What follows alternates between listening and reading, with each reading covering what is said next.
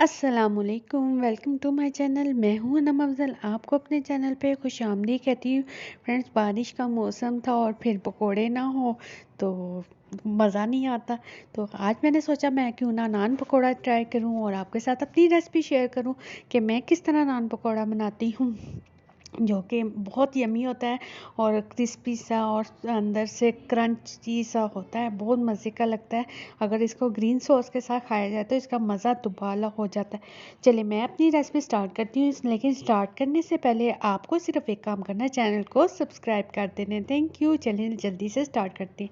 यहाँ पर मैंने 1 कप जो है वो लिया है बेसन का। यहाँ पर 1 टीस्पून नमक है, सूखा धनिया है 1 टीस्पून, गरम मसाला है 1 टीस्पून, चाट मसाला है 1 टीस्पून, और यहाँ पे मैंने 1 टीस्पून कुटी हुई लाल मिर्च लिया, 1.5 टीस्पून यहाँ पर मैंने सुरख मिर्च लिया, ज़ीरा 1 टीस्पून, और 3 से 4 ये साबुत हरी मिर्चें हैं।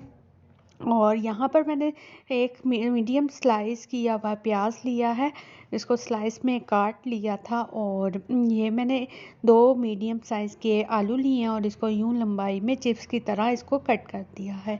यहाँ पर मैंने पालक ली है, तकरीबन ये 1 कप है। और अगर पत्तों के हवाले से देखा जाए तो ये 5 से 6 पत्ते होंगे लगभग।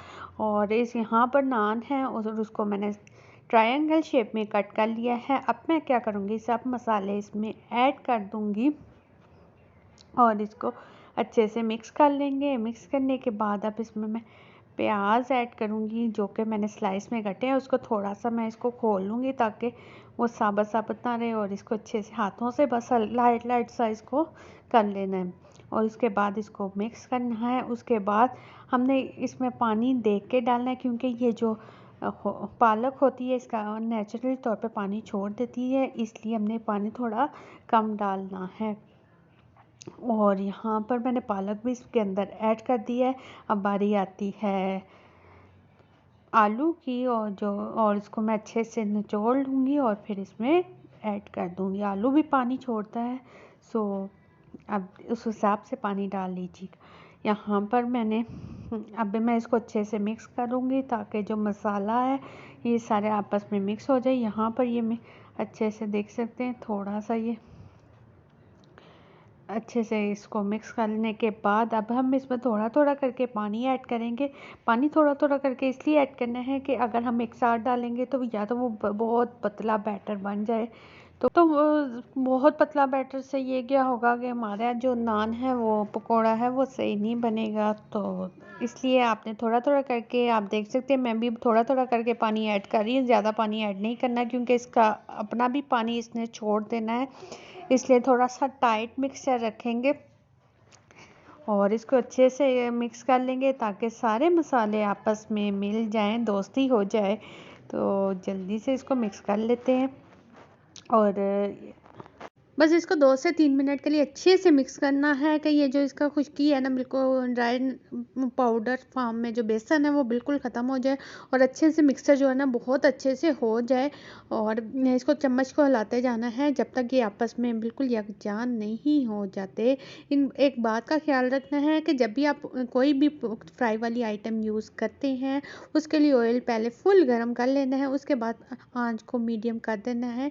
इससे क्या होगा कि अगर आप फुल आग पे पकाओगे तो वो आपका ऊपर ऊपर से तो हो जाएगा लेकिन अंदर से कच्चा रहेगा। अब यहाँ पर मैंने एक नान लिया है, उसको पानी में इस तरह करके डिप किया है ताकि ये सॉफ्ट रहे और जब फ्राई करें तो अंदर से ये सॉफ्ट हो और बाहर से थोड़ा सा क्रंची हो। और अब मैं इसके अंदर मटीरियल ऐड कर दूँगी, उस के ऊपर लगा दूँगी और लगाने के बाद ये कुछ दिखता इस तरह से है। आप देख सकते हो जैसे ही इस तरह से आपने इसको इस तरह एक मैं आपको एक और करके दिखा देती हूँ कि किस तरह आप इसको कर सकते हो। सबसे पहले आपने क्या करना है, आपने इसको पानी में डिप करना है जो कि मैंने पहले से कर लिया थे बाकी के। और अब मैं इसके अंदर मटेरियल ऐड करूँगी। आप देख सकते हो कितना ज़बरदस्त होता है ये देखें, बहुत ज़बरदस्त है। बिल्कुल इसी तरह आपने करना है, बहुत ज़्यादा थोपा थोपी नहीं करनी, बिल्कुल नॉर्मल करना है ताकि ये अच्छे से गल जाए। यहाँ पर मेरा तैयार हो गया। अब मैंने एक पैन में ऑयल को अच्छे से गरम कर लिया है और इसको थोड़ा सा मैं चेक कर रही हूँ कि ऑयल का क्या टेम्परेचर है, तो फिर मैं उस हिसाब। यहाँ पर मेरा ऑयल अच्छे से गर्म हो गया, अब हम इसमें ऐड करेंगे। अच्छा जी, यहाँ पर मैंने इसको अच्छे से डाल दिया है। मैं बाकी के भी 3 से 4 लगभग आ जाएंगे और मैं इसको फ्राई कर लूँगी। दोनों साइडों पे मैं अच्छे से करूँगी। अब मैंने आग को थोड़ा सा मीडियम कर दिया है और मैं इसको तकरीबन 4 से 5 मिनट के लिए एक साइड पे पकाऊंगी, ताकि इसका जो कलर है ना अच्छे से हो जाए। यहाँ पर तकरीबन हो गया और अब ये अच्छे से हो गया है। आग को मैंने थोड़ा सा कम रखा था क्योंकि ये कच्चे आलू हैं तो उसको थोड़ा सा टाइम लगेगा। यहाँ पर मेरे जो नान है बहुत ज़बरदस्त कलर आ गया, इसके ऊपर गोल्डन सा क्रंची सा। तो अब मैं इसको एक प्लेटर में निकालती हूँ, देखती हूँ दूसरी साइड हो गई है तो फिर मैं इसको एक प्लेटर में डाल दूँगी। थोड़ा सा इसको मज़ीद पकने देते हैं और यहाँ पर आप देख सकते हैं बहुत अच्छे से कलर आ गया है दोनों साइडों का, बहुत ज़बरदस्त। मैं इसको एक प्लेटर में सर्व करती हूँ। यहाँ पर मैंने इसको सर्व कर लिया। आप देख सकते हैं कितना ही ज़बरदस्त तैयार हुआ है और इसको ज़रूर ट्राई कीजिएगा। मेरी रेसिपी को ज़रूर फॉलो कीजिएगा, चैनल को सब्सक्राइब कीजिएगा। इसके अलावा मुझे इंस्टाग्राम पर भी फॉलो कीजिएगा, वहाँ पर मेरे पास ज़बरदस्त कलेक्शन है ड्रेसेस की, ज्वेलरी और बैग्स की। तो मुझे उम्मीद है आपको मेरी कलेक्शन अच्छी लगेगी। इसके अलावा अगर आप मेरे चैनल पे नए हैं तो प्लीज़ चैनल को सब्सक्राइब कीजिए, बेल आइकन को प्रेस कीजिए, लाइक और शेयर भी कर दीजिएगा। Thank you. अल्लाह हाफ़िज़।